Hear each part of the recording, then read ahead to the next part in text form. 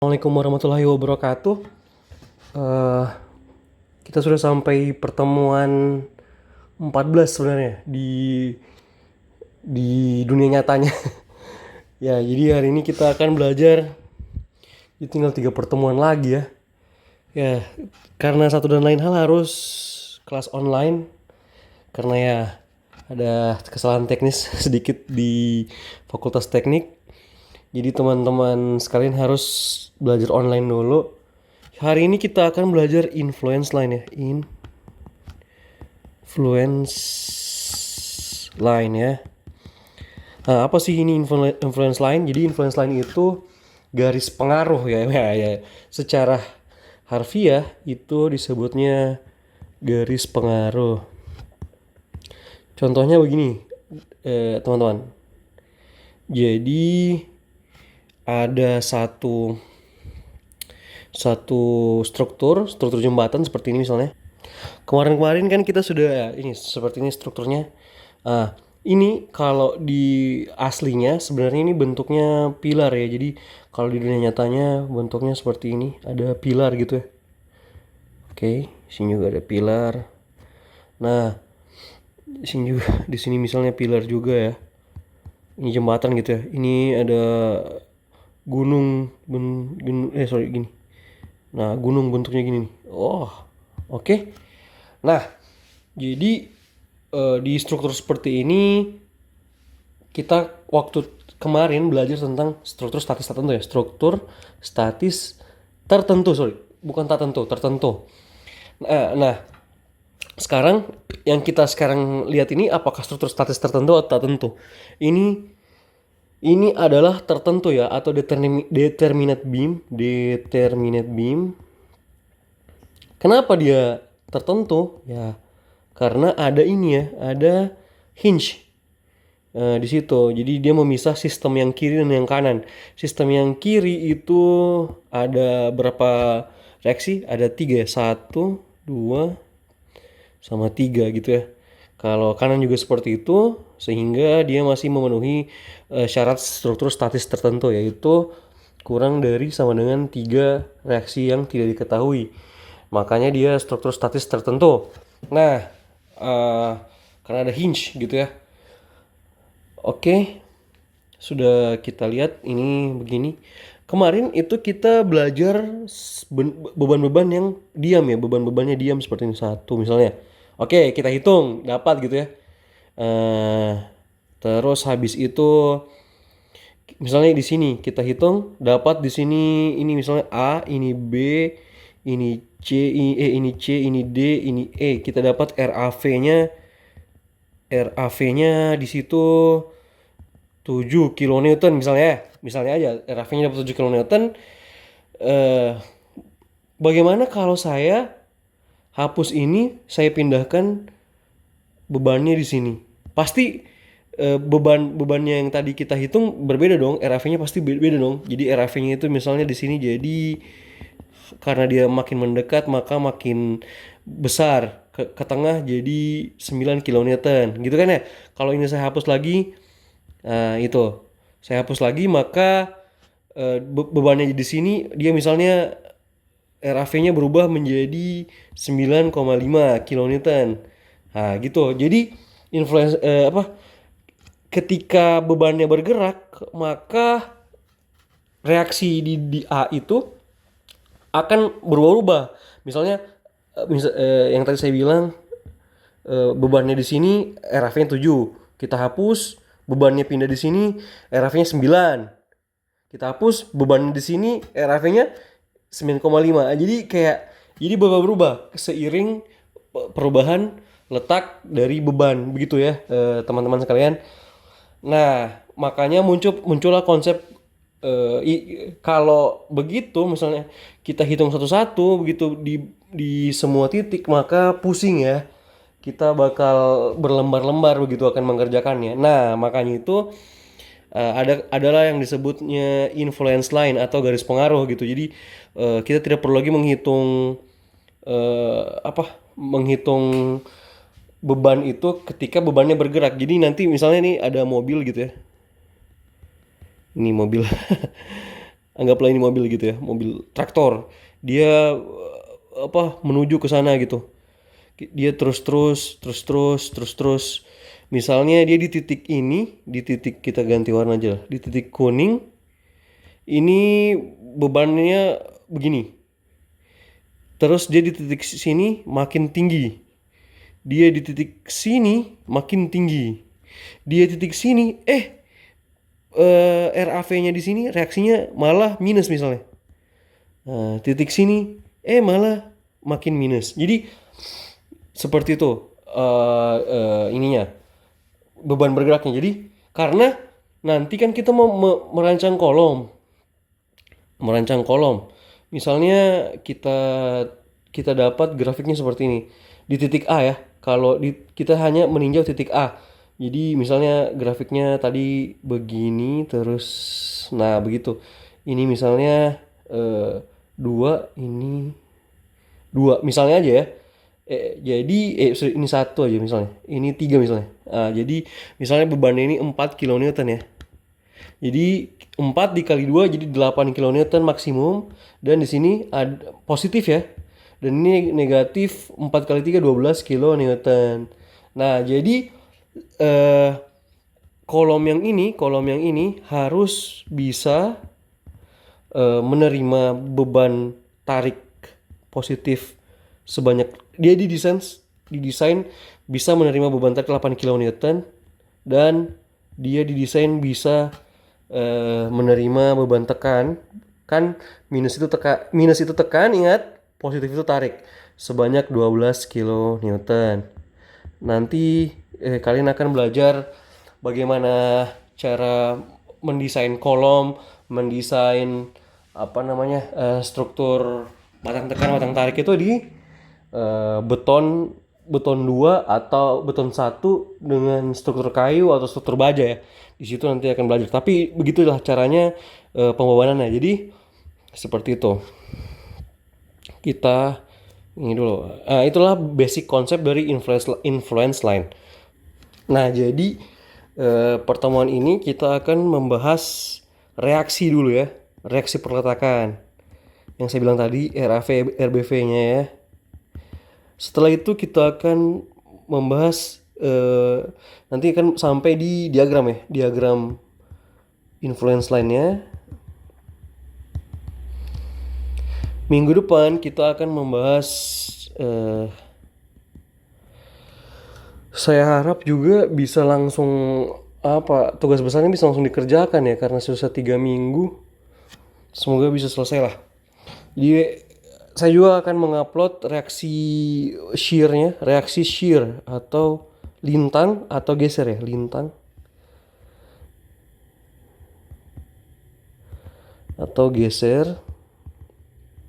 Nah, setelah itu reaksi momennya momen gitu ya. Oke, ini akan kita pelajari. Sekarang kita akan mempelajari yang ini dulu. Reaksi perletakan atau diagram influence line untuk reaksi perletakan. Ini masih gampang ya. Oke, contoh kasus seperti ini. Baik, saya akan memperkenalkan lagi restrain ya. Restrain itu tumpuannya. Jadi saya ingatkan lagi, tumpuan itu ada 4 ya. Sebenarnya ada 4. Jadi yang pertama itu yang kalian tahu kan 3 ya. Jadi ada sendi, ada roll, ada jepit, dan ada free. Nanti tulisannya free ya. Free itu tidak ada apa-apa di situ gitu. Tidak ada. Ingat ada juga satu lagi, 5 sorry. Ada juga satu lagi namanya hinge ya, yang ada titik seperti itu. Yang bentuknya begini nih. Kalau di lapangan tuh kayak baut gitu ya. Itu hinge. Teman-teman kan sudah belajar di tugas besar kan. Di sini ada hinge gitu kan. Atau arc di sini ada hinge. Gitu-gitu. Oke, ada 3 tumpuan. Nah, sekarang kita ke jepit dulu. Jadi jepit itu kita ini dulu. Oke, sudah jadi. Ini adalah pelat cantilever ya. Jadi pelat cantilever ini ada beban ini kita terusnya titik A, ini jepit dan ini free ya. Free itu tidak ada apa-apa di sini gitu ya. Nah, jadi bebannya itu dia dari sini dulu, dia jalan, bebannya jalan ke sini, ke sini, ke sini, sampai dia ke ujung sini itu. Oke. Oke. Nah, kita mau tahu eh, berapa sih reaksi yang terjadi di A gitu. Berapa sih reaksi yang terjadi di A selama dia terus-menerus ke sana. Kalau kalian hitung di perhitungan ini ya, ternyata walaupun bebannya di sini, bebannya di sini, dan bebannya di sini itu walaupun misalnya cuma satu ya, di setiap ini satu gitu. Misalnya dia di sini atau dia pindah ke sini. Nah, ternyata sama bebannya. Nah, maka untuk jepit itu untuk menggambar influence line itu cukup dengan menambah satu satuan. Kita jadi dia naik satu satuan gitu ya. Dia bisa naik satu satuan karena dia sama, free itu pasti sama. Ingat, free itu pasti sama, maka dia begini. Ini diagramnya. Satu naik satu satuan. Jadi kalau misalnya tadi bebannya itu 4 kilonewton, berarti dari ujung titik A sampai ke titik B itu tetap 4 kilonewton untuk RAV-nya. Coba bisa dihitung sendiri lah. Akan sama. Coba kalian hitung manual lah. Nah, tapi caranya begitu. Jadi kalau untuk jepit dengan free dia gitu ya. Nah, kita ke contoh kedua. Oke, kita sudah ke contoh kedua, ini simple saja, simple beam ya. Ada sendi, ada roll, jadi ini A, ini B. Nah, kita melakukan hal yang sama, jadi ada beban dari titik sini ke sana, dari dia jalan-jalan terus sampai ke titik B gitu ya. Nah, apa sih yang terjadi? Nah, kalau dia roll, dia sama dengan jepit tadi, dia naik ya. Caranya begitu. Ini namanya cara kualitatif ya. Kualitatif influence line. Jadi influence line gitu ya. Saya ajarin ini aja dulu. Jadi dia naik satu satuan. Terus dia dari titik ini ke sini. Influence line-nya seperti itu. Jadi satu, ini jadi 0 gitu. Nah, kenapa seperti itu? Jadi di restrain atau tumpuan sendi itu dia menahan satu dia menahan si ininya.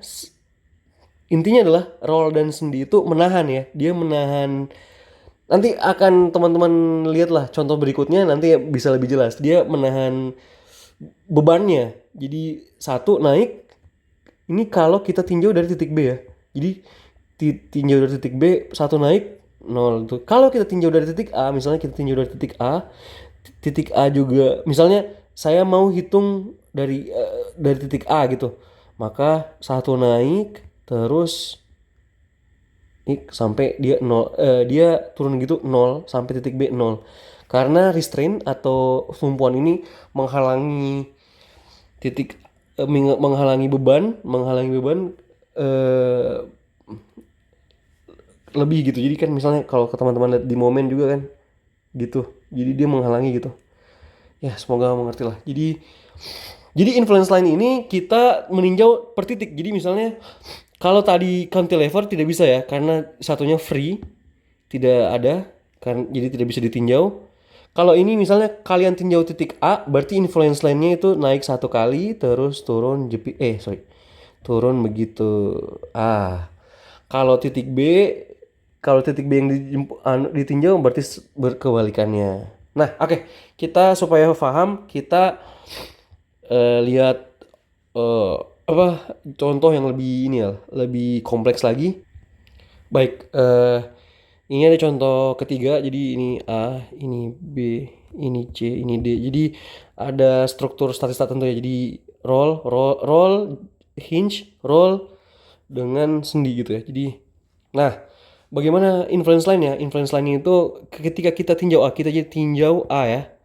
Tinjau A, reaksi A, tinjau reaksi A. Jadi A itu dia naik satu satuan gitu ya. Terus turun ke hinge gitu. Tetapi sudah, itu saja. Jadi untuk reaksi di A hanya itu. Jadi dia naik satu satuan terus turun di B. Kenapa dia tidak lagi tidak lagi ini apa namanya?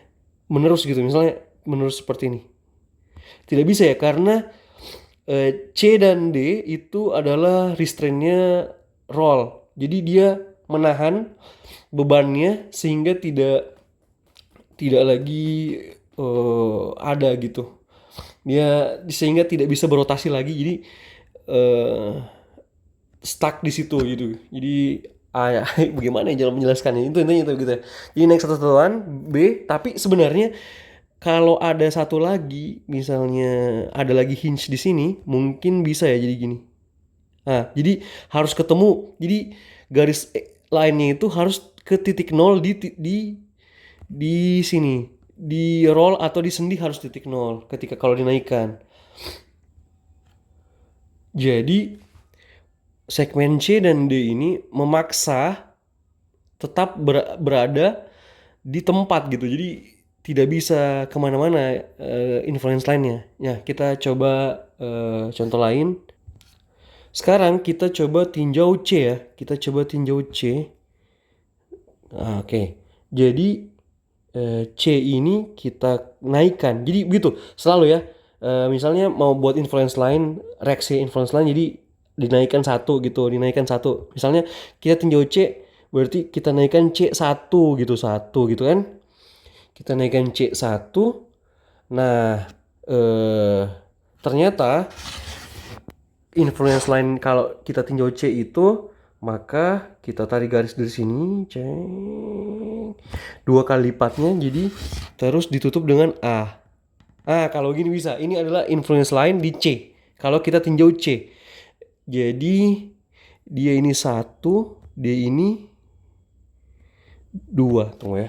Ini dua ini sebenarnya kita belum tentu ya. Kita harus tahu dulu berapa alasnya gitu. Jadi tinggal Pitagoras gitu. Tak tak tak. Jadi bukan dua. Ini cuma hanya contoh ya. Nah, coba kita tinjau. Jadi C kan naik satu, terus B ini kan hinge itu dia bebas ya, bebas kemana-mana. Yang masalahnya adalah A ini adalah roll harus menutup gitu. Maksudnya dia tidak membiarkan influence line untuk bebas, dia tetap pada tempatnya. Itu bahasanya gitu. Kita coba tinjau D ya. Kita coba tinjau D. Oke, kita coba D kita kasih warna ungu lah. D naik satu satuan gitu ya. Nah, dia turun gini baru begini. Nah, begini influence line ya. Jadi ini juga satu satuan kayaknya nih. Kalau nggak salah saya. Nah, ini adalah satu cara untuk kalau kita tinjau D ya. Nah, gini influence line-nya. Jadi tadi kalau kita tinjau A itu cuma begini, cuma begini. Kalau kita tinjau kalau C tadi itu influence line-nya begini, gitu kan ya? Nah, kalau kita tinjau D begini, satu satuan kita tidak mungkin naik ya, kayak di C, jadi kita turun terus ke atas minus gitu. Nah, gitu cara menggambarnya, simpel ya, cara kualitatif. Nah, daripada kalian menghitung manual satu-satu, wah itu setengah mati ya. Ini pasti saya jamin benar. Begitu caranya untuk menentukan reaksi. Kita kita lihat apa namanya contoh lain ya. Contoh lainnya, misalnya ini roll, terus ini jepit. Nah, kalau begini ini struktur statis tak tentu ya, struktur statis tak tentu ya. Kita tidak belajar itu. Nanti itu di Unstruct. Makanya kita taruh di sini satu hinge di sini. Hinge ini gunanya untuk memisah antara sistem kiri dan sistem kanan ya. Itu adalah gunanya hinge. Nah, ini bagaimana? Misalnya kita tinjau A. Bagaimana sih ininya? Kalau tinjau A, jadi naik satu satuan gitu kan. Terus turun begini. Oke. Nah, masalahnya adalah ini jepit juga tidak apa, tidak mengizinkan, maka ya garis influence lainnya hanya begitu toh. Nah, sekarang kalau dia ini bagaimana? Kalau dia tinjau B. Kalau B dia agak beda ya, agak berbeda. Jadi kalau jepit itu dia naik sekalian semua. Jadi kalau kalau B itu naik sekalian semua. Jadi naik satu dan ternyata ini juga naik satu. Jadi gini terus gini. Gitu. Jadi kalau B dia gitu. Garis influence lainnya. Kalau bertanya silakan ke kolom komentar ya. Oke, itu. Tuh, oke, untuk garis influence lainnya di B. Oke, teman-teman coba di rumah nanti saya kasih eh, contoh-contoh ya. Maksudnya saya kasih tugas, coba di rumah dulu. Gampang kan cuma garis-garis. Terima kasih. Assalamualaikum warahmatullahi wabarakatuh.